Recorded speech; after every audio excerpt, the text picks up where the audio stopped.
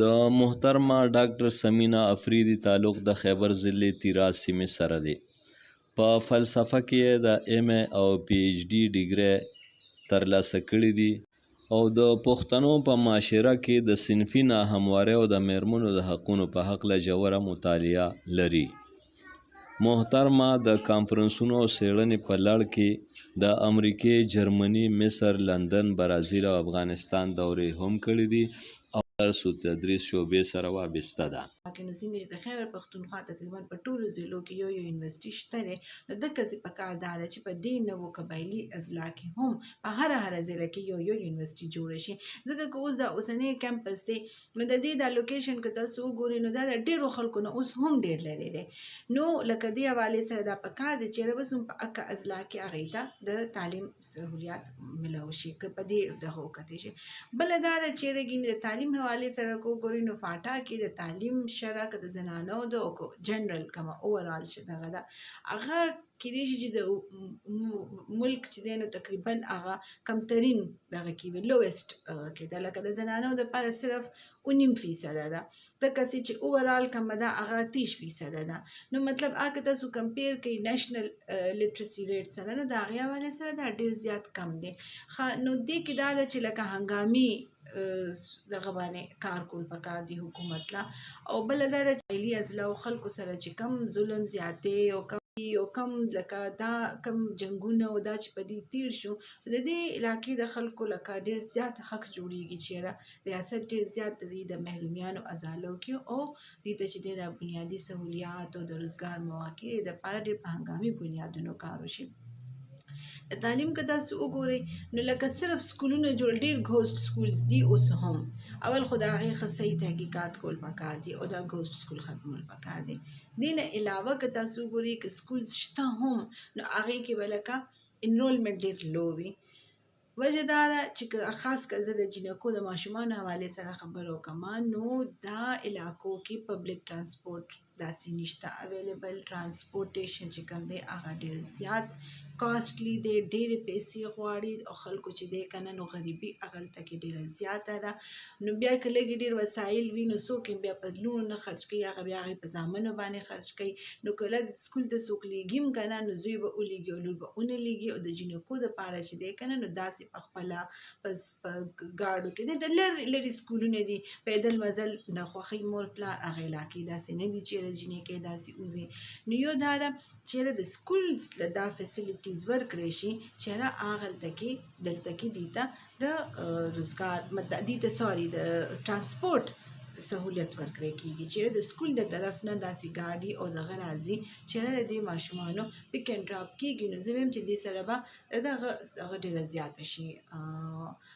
انرولمنټ ریشو به ډېره زیاته شي. بله چې کومې سکول ټیچرانې دي لرې لرې سکولونو کې اکثر که تاسو د زنانو سکولونو کې وګورئ د ماشومانو سکولونو کې هلته کې به ټیچرز نه وي، ځکه چې دې لرو علاقو کې لکه هلته کې تللو بیا یا هلته پاتې کېدل سهولیات نه وي. نو یو خو دا ده چې دې لرو علاقو کې پکار دا ده چې حکومت ډېر ښه د رهایشي سهولیات جوړ کړي د تعلیمي ادارو سره، دقسې هسپتالونو سره ډېر ښه رهایشي سهولیات پرووایډ کړي چې کوم سټاف وي، ټیچرز وي، ډاکټرز وي، چې که څوک هغلته کې ځي نو چې هغوی ته دا فیسیلیټي اویلیبل وي. نو چې نور دې نه علاوه د تعلیم تاسو څه خبره یو خو دا تاسو چې ته د پاکستان نه بهر دورې کړې دي د تعلیم پسې کم ځایونه تللي؟ زه خپله چې دی نو تللې یمه برازیل ته او هغې کې هم زما یو ریسرچ و اکچولی هغه داسې یو انټرنیشنل ګروپ و چې هغې کې مونږه ډفرنټ ریسرچرز رایوځای شوي وو او ما هغې کې ریسرچ کړی و د فاټا کې د زنانو د حقوقو حوالې سره. نو هغه و په 2008 کې زه تللې وم او هغې نه بعد زه بیا مصر ته تللې یم، هغه هم یو ورکشاپ و هغې کې مې حصه اخیسته. امریکې ته تللې یم هغه انټرنیشنل وزټینګ لیډرشپ پروګرام کې. بیا دې نه علاوه چې دی نو جرمني ته تللې یم، هغه هم هغلته کې د پاپولیشن ډاینامیکس باندې یو انټرنیشنل کانفرنس و او هغې کې ما هم دغه د فاټا نمایندګي کړې وه. بل یو کانفرنس و په دغه کې لاست ایئر و، هغه د دې ویلټن پارک لندن کې په مارچ کې چې هغې کې د چې کم دا زمونږ عمدغه چې دا کم د conflict affected areas دي لکه قبایلي سیمې نو دې کې د لانګ ټرم سټیبیلیټي او امن دپاره چې یاره ګینې څه کول پکار دي نو هغه هم په هغې کې ما شرکت کړی و نو داسې دغه یو افغانستان ته څو پیره تللې وه هغه هم دقسې چې یاره ګینې قبایلي سیمو کې یا د پښتنو زنانو د کم چې دا دلته چې دا کم د هغې دهشتګردي د اثرات په هغې باندې څه دي په زنانو باندې نو دې حوالې سره لکه زما ریسرچ و په هغې باندې ما پریزنټیشن کړی و دغه یو څو ملکونه راته رایاد شو دې نه علاوه به هم وي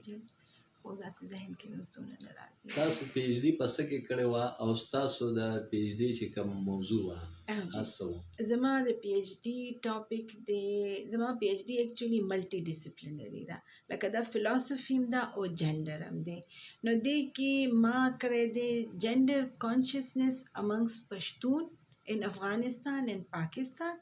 its impact on the status of women چې کم لکه زمونږ چې دا صنفي حقوقو حوالې سره چې د پښتنو کم شعور دی کم تصورات دي نو هغه معلومول او بیا د هغې اثر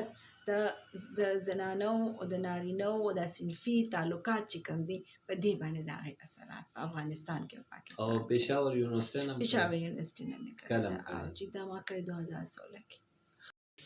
قبایلي سیمو د راتلونکي جی. نسل لپاره تاسو جی پیغام بالکل. څه ورکوئ؟ نو را روان نسل دپاره لکه زما دا پیغام دی چې لکه دې لحاظ سره خو خوش قسمته دي چې رګینې هغه کم یو تور قانون و یو ظالمانه نظام و یو کلونیل سیستم و د هغې نه لکه یو غلامي و یو قسم له یو بندیش و چې د هغې نه مطلب دی له خدای ازادي ورکړله موږ له خدای دغه راکړله لکه موږ برابر شهریان د دې وطن چې دی نو دغه شولو کانسټیټیوشنلي ومنلی شو او بله دا داسې خبره ده چې دې له موږ پخپله کوشش کړی دی دا نه چې چا موږ له یا خیرات راکړلو یا دا دې له موږ قبایلي زنانو او زموږ ورونو موږ خویندو موږ په شریکه کوشش کړی دی دا موږ پخپله ګټلی دی دا خپل حق که نه نو په دې لحاظ سره زه خپل مطلب ځوانانو له ماشومانو له چې دی نو په دې د دې مبارکي ورکوم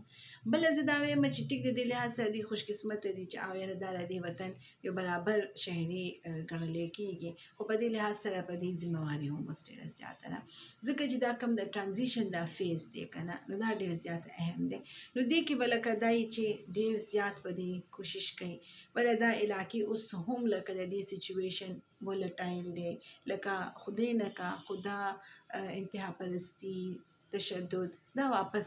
راتلی شي څه ټایم هم نو مطلب دا دی چې زموږ ځوانان زموږ پیغلې زموږ ماشومان لکه ډېر سبق به وي د امن د ترقۍ زه د هغې له دې پیغام ورکوم د تعلیم چې یارګینې په شریکه خپله سیمه آبادول د هغې د ترقۍ لپاره کار کول د